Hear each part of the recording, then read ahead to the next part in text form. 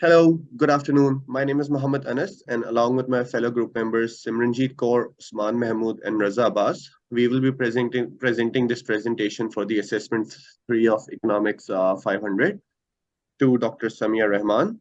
And there are three cases involved in this presentation, which have been extensively discussed in our report as well, which we will be submitting along with the presentation.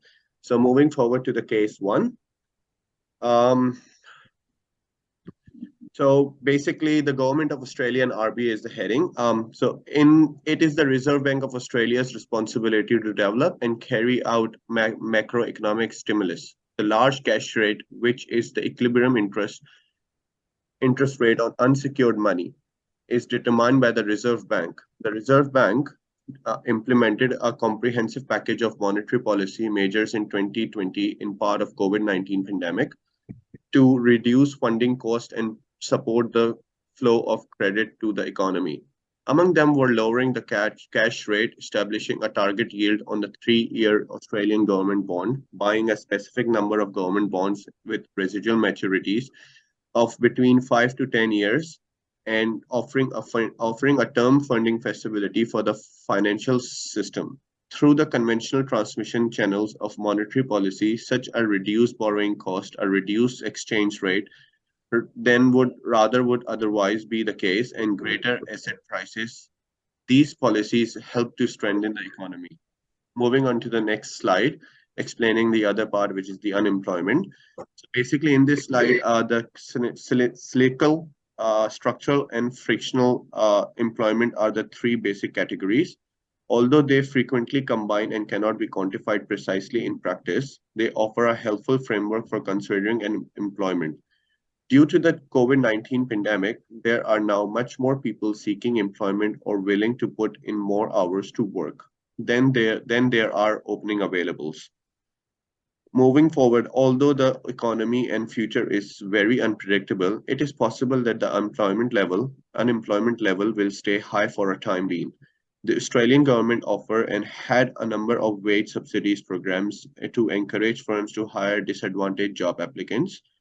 Also, the wage subsidies for qualifying participants in job services programs are one of these. Australian apprenticeship and training are eligible for wage subsidies. Moving on to the next slide, in this I will be discussing about the inflation. So basically, in order to attain its objectives of price stability, full employment, and the economic prosperity and welfare of the Australian people, the Reserve Bank conducts monetary policies. It achieves this by aiming for inflation that ranges from 2% to 3% on average throughout the time.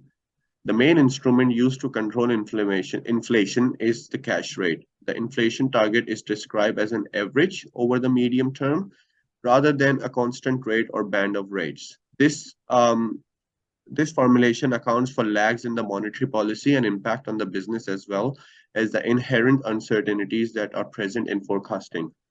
Also, research in Australia and other countries has demonstrated that controlling inflation with a specific range is challenging.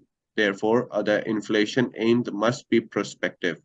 With this strategy, monetary policy is given a chance to reduce production variations across the economic cycle.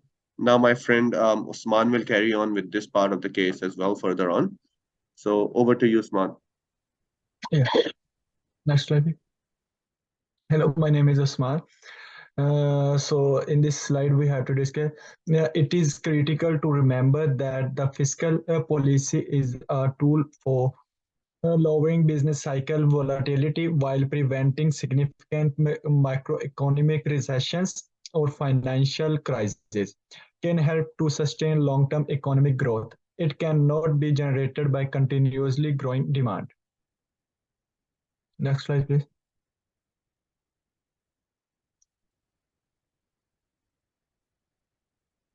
Next slide. Yeah. In this slide, we have to discuss regarding the output.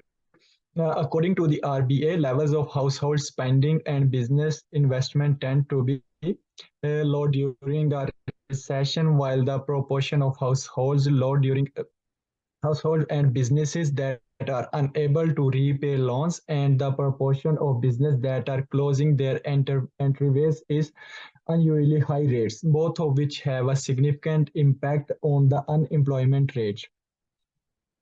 The output gap is a metric used in economics to describe the discrepancy between an economic and actual and prospective output.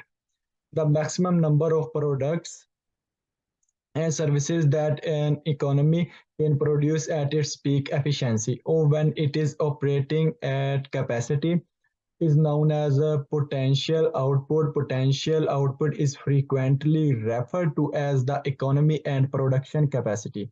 A negative output gap results when actual economic output falls short of its potential during a recession.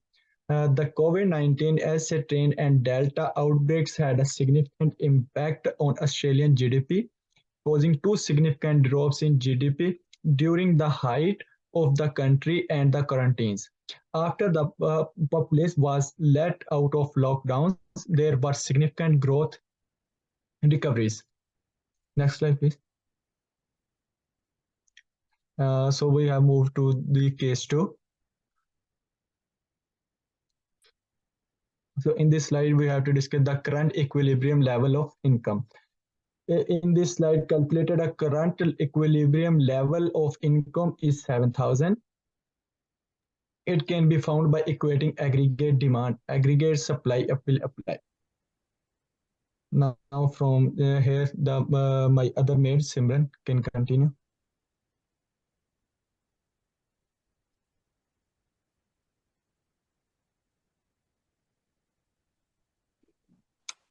Hi everyone, this is Simran. I will continue further slides I mentioned about the output gap and a diagram. In this slide, there is a mention that the equilibrium level for a real domestic product or a gross domestic product as determined by the expenditure output model is the point at which the total or aggregate level of economic expenditure, which is equal the level of output generated. Further slide, please. Now I mentioned the government spending needs to decrease for the economy to achieve full employment. In this slide, there is a mention that to assist businesses that were negatively impacted by the COVID-19 pandemic sustainable economic impact and keep low-income Australian people in their jobs. The Australian government launched the JobKeeper payment. The amount of money spent by Australian government is affected by this payment. Investing less actually reduces demand for the product and services, causing economic development to slow monetarily. Alternatively, when the government reduces spending, it reduces total economic demand, which, as previously said, temporarily reduces economic growth. A negative output gap can be bridged by implementing expansionary monetary policy, which boosts aggregate demand by increasing or decreasing government expenditure in full payment. Next slide, please. Now I mentioned in this slide, the government decided to change taxes in order to close the output gap. How much must taxes change in order for the economy to reach full employment? To reduce demand is necessary to close the inflationary gap by raising taxes. So these are the factors affecting on the demand, like by raising taxes, cutting spending, or doing both at once. The government can diminish the economy's total demand. The balanced budget multiplier, which is equal to 1, can be summed up as followed. If government expenditure and taxation are increased by the same amount, so output also it will up to the demand. So next slide will be continued by my team member. Thank you.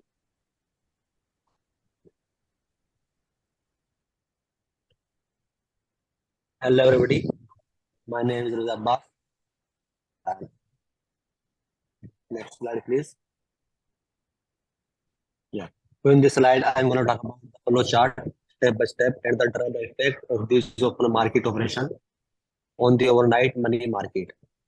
The follow chart step by step and draw the effect of these open market operations on the overnight money market, the board policy modifications in response to the COVID-19 recessions resulted in a massive increase in ES balance. As a consequence, the central bank no longer manages ES holding via daily open market operations. The cash rate is maintained continuous with the goal through the interest rate corridor. Next slide, please. And in the last slide, I'm going to talk about the impact of changes in cash rate on other interest rates. It is possible to understand how the cash rate M is implemented by evaluating the price, quantity, consumption, availability, and the government interest rate corridor 5 futures of the cash market. The Reserve Bank currently pays interest on ES reserve at the rate which is 0.1% lower than the goal cash rate. Thank you.